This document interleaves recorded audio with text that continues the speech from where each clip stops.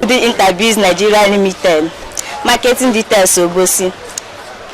Let abona eba.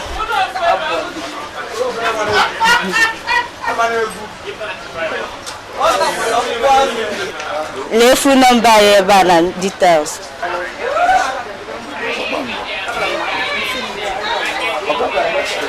Junior Roland anyanwụ. Ife eji distribute ọkụ, ihe dịka feeder pillar, switch gear and umuruche control changeover. Si ụlọ ebe isi ebe na-alụ ọrụ bụ number 20 Igbo Road Nnewi. Branch mbụ Zone 1 D6 Obosi Electrical Market. Business m n'ụwa niile bụ Rotina Limited. Ihe ndị anyị na-arụpụta.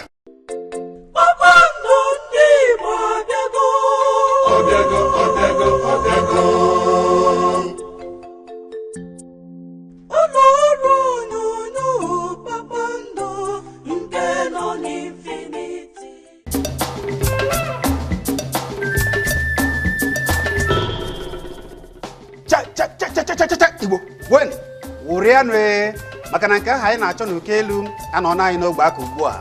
Kpakpando agbaala o. Kpakpando bụ n'ụlọ oyoyo nke mbụ na Naịjirịa a na-asụ sọsọ asụsụ Igbo site n'ụtụtụ ruo n'ụtụtụ.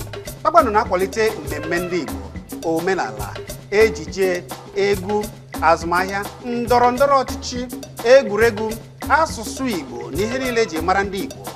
So na Igbo Infinity TV ka ị ga-eweta Kpakpando. A na-afụ anyị na Naịjirịa niile. Kpọọ anyị na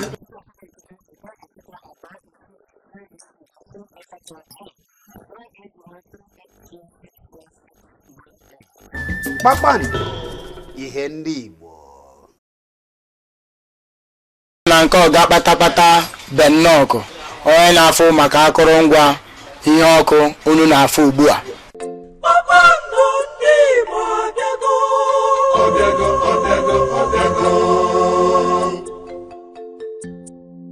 Ụlọ ọrụ onyonyo Kpakpando nke nọ n'Infinity. Ijere abịago. Kpakpando ihe ndị Igbo abịago. Ime ka asụsụ n'omenala Igbo muke. Ndị Igbo kunenu.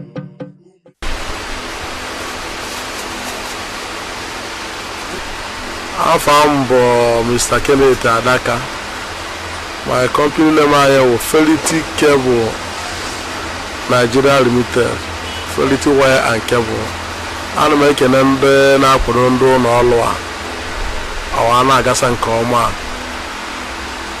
Ana m ekene ndị na-akwado ụlọ ọrụ Kpakpando Television na sponsor ha na-eme ka ọ na-aga n'iru. Na-ekene ọra na eze na-ekirikwana ya nwe onyonyo ndị kọsọma na-ekiri ya. Nke ọrụ anyị nọ na phone number anyị bụ 070-310-27790. na phone number ndị Fidelity Wire and Cable. My business name bụ The Young Electrical. Number 2 MC Global Plaza, Obosi Electrical, Anambra State. Ihe abụgasị mgbaya nke nna ebunata. The Young nke abụ lampoda, nke recess light gas, nke a na-etinye n'elu ceiling, nke abụ lampodas latest new model gas with porcelain lampodas,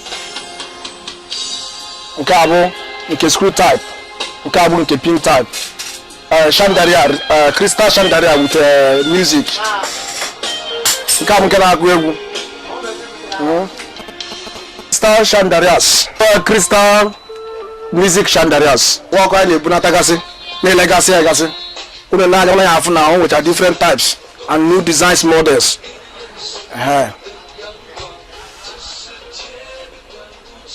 My face recess light gas, my face light gas.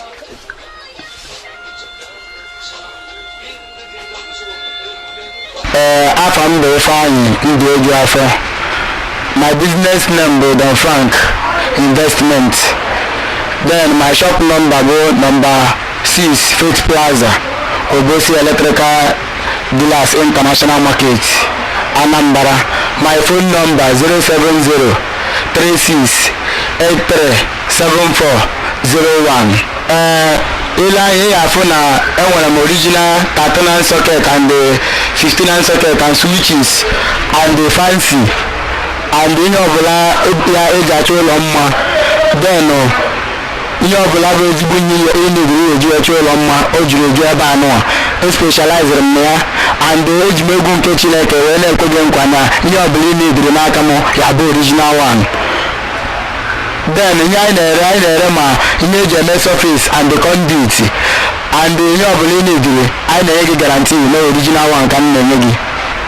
Ana m ekele ụlọ ọrụ ndị Kpakpando ndị nyere m ikikere ịnọchite anya ha n'ụlọ ahịa bụ Electrical Dealers International Market Obosi.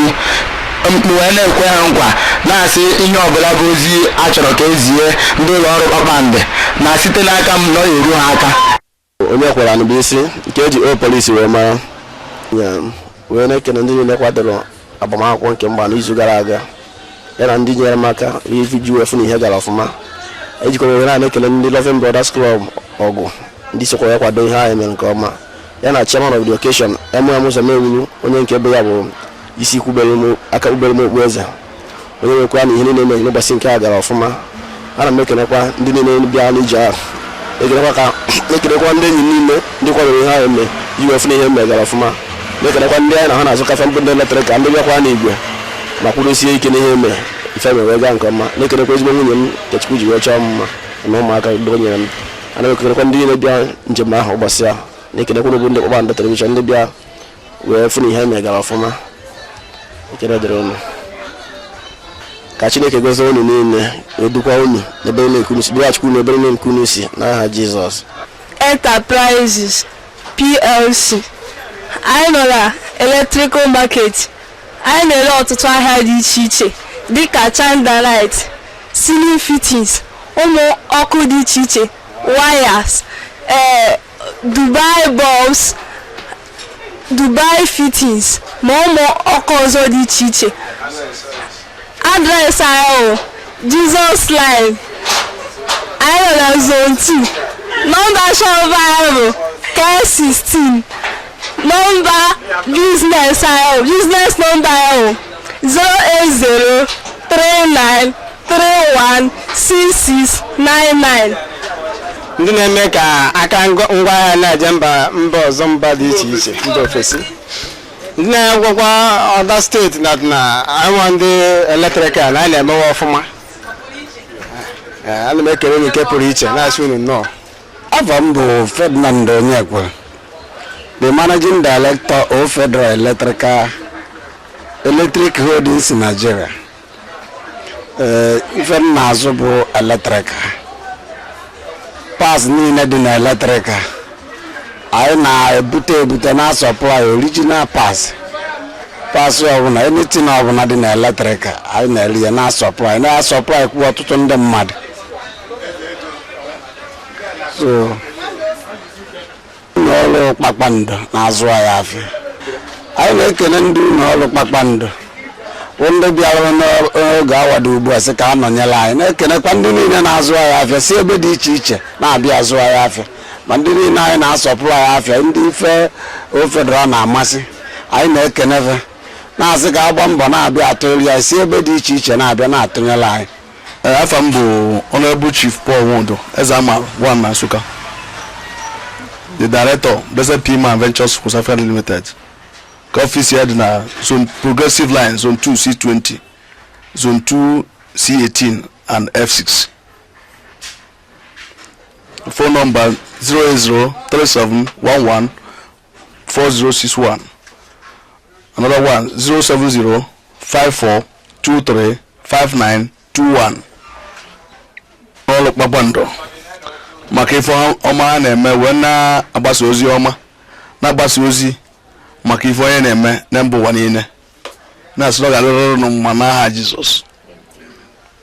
Electrical Dealers International Market ebe anyị na-ele ife gbasara akụrụngwa eletrik, let there be light, light, imeg sure na ọkụ na onye ọbụla na-enwe ọkụ n'ụdị onye ọbụla si wee chọọ.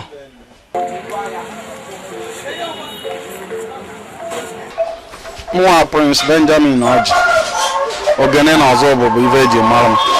Mụnwa bụ onye isi na B Heroes Investment Company Limited, ndị na-ebubata ife eji were arụ ọkụ na ife eji were na-etinye ọkụ n'ụlọ, ife dịka feeder pillar units a na-eyuzu na feeder pillar ma nke eji akọpụ feeder pillars nke ezigbo eji kọpa wee ọrụ.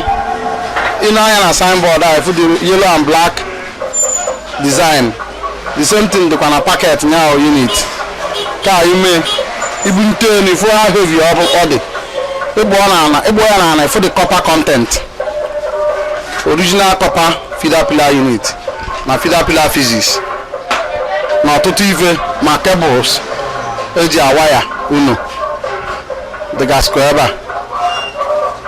Anyị na-ele quality ezigbo akụrụngwa eji etinye ọkụ n'ụlọ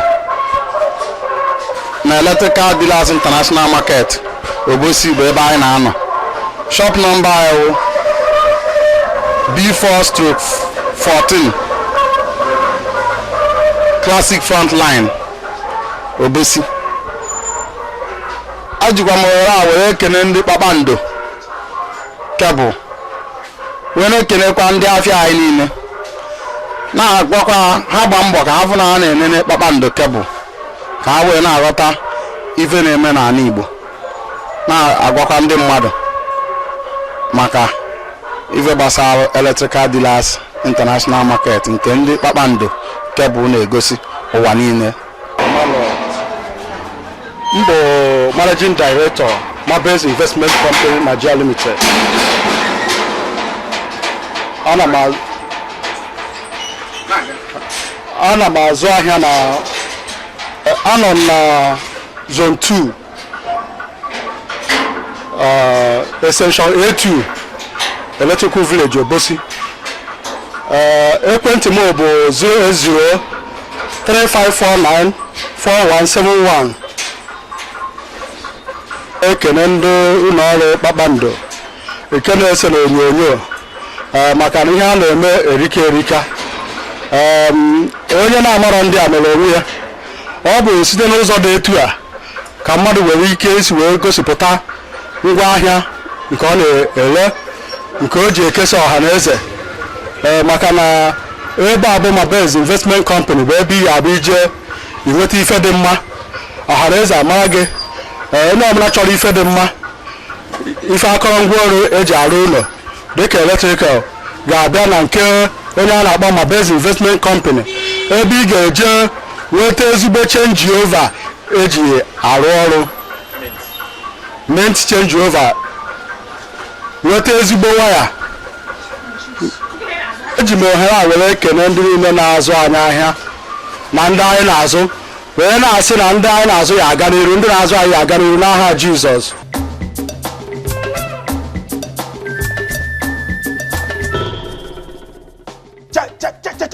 Igbo wen wụrịanụ maka na nke ahụ anyị na-achọ n'oke elu anọ na anyị n'ogbe aka ugbu a. Kpakpando agbaala o. Kpakpando bụ n'ụlọ onyonyo nke mbụ na Naịjirịa a na-asụ sọsọ asụsụ Igbo site n'ụtụtụ ruo n'ụtụtụ. Kpakpando na-akwalite mmemme ndị Igbo, omenala, ejije, egwu, azụmahịa, ndọrọndọrọ ọchịchị, egwuregwu, asụsụ Igbo na ihe niile eji mara ndị Igbo. A na-afụ anyị na Naịjirịa niile. Kpọọ anyị na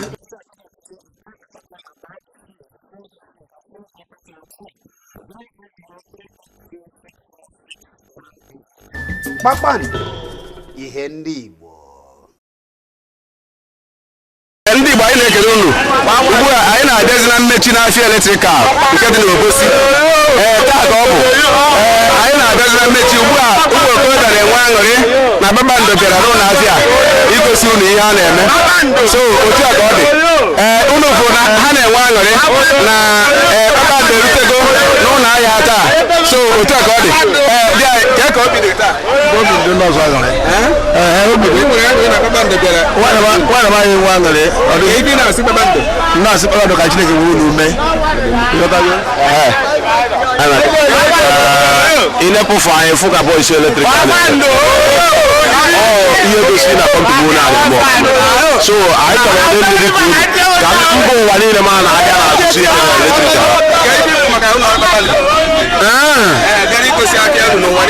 mgbe unu mara ọfụma ọgwụgwọ ndị unu arụta na laịn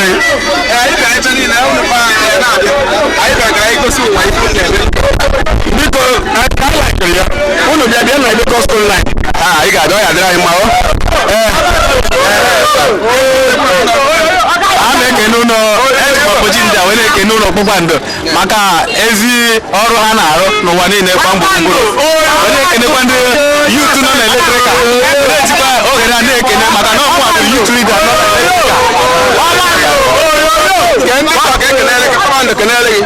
ga-ekenere m my daddy pastor Obi kenere my daddy Paul kenekwarụ dako the man ọdako wata nke na-arụ fon na eletrika nke anything gbasara fon download noise ejimanya na eletrika ịbata n'ime eletrika so ekenekwarụ m ndị Kpakpando ndị merụrụ wee wepụta dis telivishọn a na-agwa Kpakpando anyị ji wee mee Kpakpando oyoyo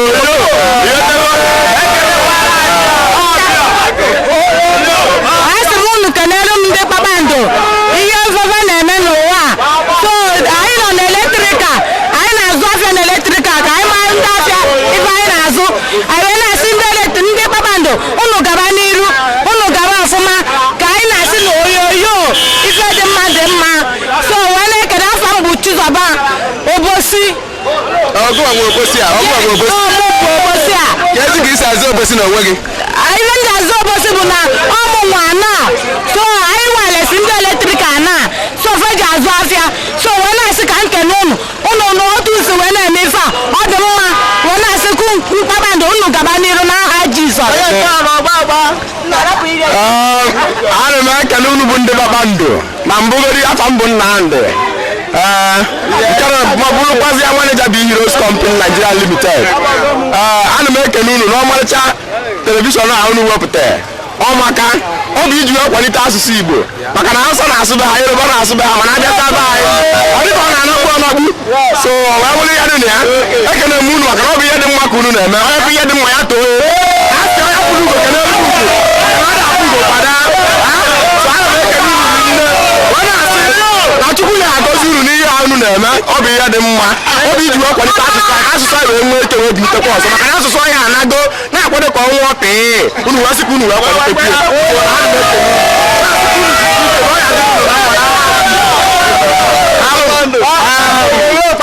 ana m ekene ụmụnne m na ụmụnne m nwaanyị na ụmụnne m nwoke ana m asụpọtụ unu na ife unu bịara ịbịa visit ya for today. So I support all of you people.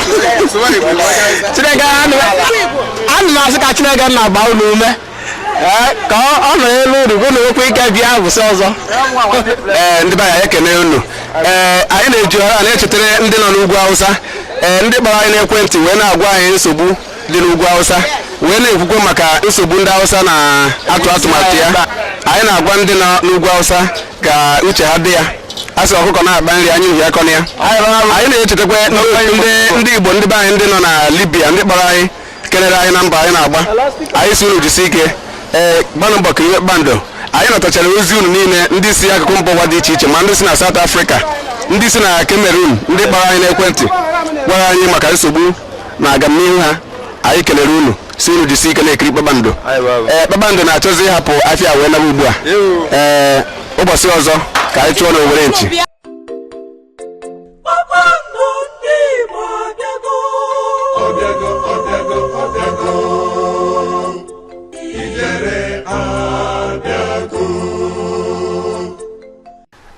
unu fụrụ ka ndị mmadụ si enwe aṅụrị na Kpakpando agbalatago n'ala Igbo ụmụ afịa ndị ọzọ dị iche iche nọ n'ala Igbo ụlọ ọrụ dị iche iche nọ n'ala Igbo ụfọdụ sị na anyị erutebeghị na nke ha kpọọ na anyị ka anyị bịa Kpakpando adụgo njikere ije ebe ọbụla ugbu a gbaa na anyị n'ekwentị ka anyị bịa n'ahịa gị ka anyị bịa gosi ihe unu na-eme na ihe unu na-arụpụta gbaa na anyị ka anyị gosi ụwa na ebe ị nọ ka fa wee jụwazie gị kedu ife ị na-eme kedu ife ị na-ele mana Kpakpando wee gosizi ya fa afụ ya n'ihe o wee bụrụ ka o si dị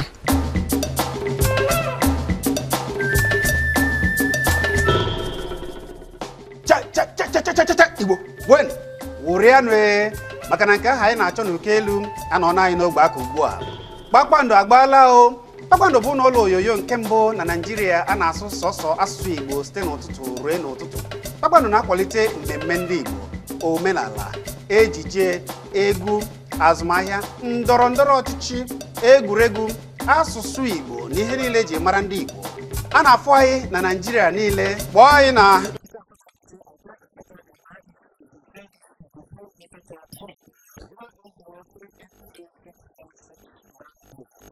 Kpakpando ihe ndị Igbo. anyị na-ekene ụmụnne anyị ndị na-ezitere anyị ozi si na mba dị iche iche o nwere ndị si na Chad kpọrọ anyị n'oge gara aga anyị kenere unu ndị n'obodo dị iche iche ma gbachanwa unu anyị na-enwetacha ozi ekwentị unu na-ezitere anyị unu na-ekene na ọrụ aka anyị amaka na mba anyị gbara amaka ọ dị mma anyị kenere Chukwu si Chineke gọzie unu na-ayọkwa nkwado unu kiribe na Kpakpando na-eti gbaa ekene m unu ọ sị na ekwe ka anụ ife ụwa kwuru ana m egezi ntị ka unu na-akpa anyị ndị ọrụ juru eju bara abara ebe ọrụ unu kpọrọ anyị dị njikere ịbịa zaa unu oku mgbe ọrụ unu kpọrọ ọtụtụ ehihie abalị gbaba na anyị ike adịghị agwụ anyị agwụ anyị bụ nwanchin ekerekwe m unu ọ ga-adịrị unu mma n'aha Jizọs amen.